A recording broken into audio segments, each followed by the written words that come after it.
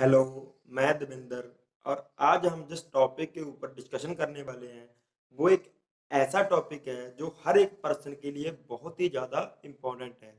उसका रीज़न क्या है कि उसके रिगार्डिंग जो मैं आज आपको एक स्टोरी सुनाऊँगा ना, उसे सुनने के बाद आपको लगेगा कि हाँ यार, एक्चुअल में मेरे साथ भी ऐसा हो रहा है या आगे हो सकता है। तो आगे की डिस्कशन हम बाद में करेंगे, बाद में हम डिस्कस करेंगे कि वो कैसे हो सकता है और क्यों हो सकता है। पहले मैं आपको उस स्टोरी के बारे में बताता हूँ, जिस स्टोरी की मैं बात कर रहा हूँ। तो स्टोरी कुछ ऐसी है कि एक पर्सन होता है, वो रेगिस्तान में ना ऊँट चलाने का काम करता है। जो रेगिस्तान नहीं होता है, जैसे कि राजस्थान में भी है, दुबई में है ना? यहाँ पर रेत ही रेत होती है, वहाँ पर वो ऊँट चलाने का काम करता है। और उसके पास क्या होता है कि उसके पास ना 100 ऊँट होते हैं, जिसको वो गाइड करता है, अपने साथ लेकर जाता है। तो वो पर्सन क्या करता है, उसके पास जो 100 ऊँट होते हैं ना, वो जब उसे सारा दिन उसे चलाकर ले जाता है और रात में ना वो उसे बाँधने लगता है जब, तो 99 ऊँट के लिए तो उसके पास रस्सी होती है, वो उसे बाँध देता है। किसी कारण से ना उसे भी नहीं पता होता कि उसकी रस्सी कम पड़ जाएगी, किसी कारण से ना उसकी रस्सी कम पड़ जाती है और एक ऊँट के लिए उसके पास रस्सी ही नहीं बचती। तो वो सोचता है कि यार, अगर मैं इसे नहीं बाँधूँ दूँगा, फिर तो ये भाग जाएगा रातों-रात, ये किसी के कहीं चला जाएगा। तो वो क्या करता है, वो पहले सोचता है कि यार क्या करूँ? उसे कोई सुझाव नहीं आता।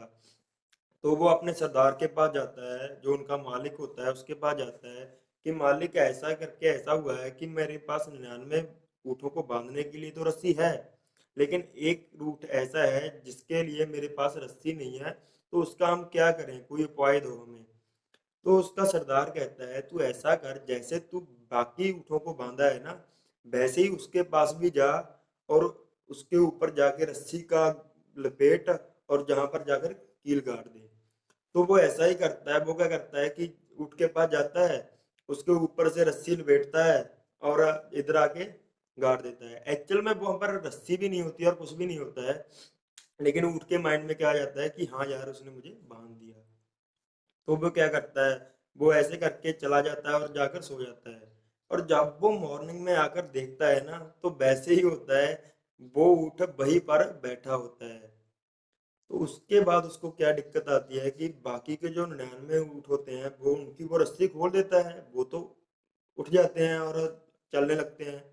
लेकिन वो जो ऊँट होता है ना, वो उठता नहीं है। तो वो फिर सरदार के पास जाता है, अपने मालिक के पास जाता है कि मालिक, जो इस ऊँट को हमने बिना बाँधे बिठाया था ना, वो उठ नहीं रहा है अब। तो सरदार ने कहा कि आपने उसकी रस्सी खोल दी? उसने कहा, सरदार, हमने रस्सी तो बाँधी ही नहीं थी। लेकिन सरदार ने फिर कहा कि यार, रस्सी नहीं हमने बाँधी थी, लेकिन वो ऊँट इतना पागल है कि उसे अभी भी ऐसा ही लग रहा है कि मुझे रस्सी बंधी हुई है। और वो, जब तक तुम जाकर ना उसके ऊपर से दोबारा रस्सी घुमाकर वो कील नहीं उखाड़ोगे, तब तक वो उठेगा नहीं। उसे ऐसा ही लगता रहेगा कि मेरे ऊपर रस्सी लिपटी हुई है।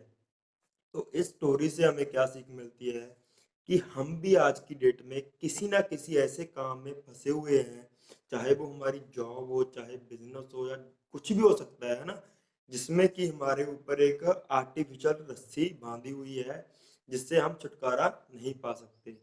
आज की डेट में कुछ ऐसे काम हैं कि जिसमें हमारे ऊपर ना एक ऐसी रस्सी लिपट जाती है, जो हमारे गले में एक फंदे की तरह होती है।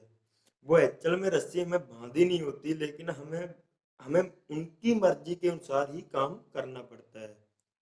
तो कभी भी आपके ऊपर अगर ऐसी रस्सी आपको पता चले कि हाँ यार, मेरे ऊपर एक ऐसी आर्टिफ़िशियल रस्सी बंधी हुई है कि मैं किसी के दूसरों के इशारों के ऊपर काम कर रहा हूँ, तो वहाँ पर आपको समझने की ज़रूरत होगी। और अगर आप वैसा काम कोई कर रहे हो, तो मेरे हिसाब से आपको कोई और काम देख लेना चाहिए। क्योंकि वो रस्सी जो होगी ना, वो आपको उस ऊँट की तरह बना देगी कि उसके आप उनके कहनों पर चलने लगोगे, ठीक है ना?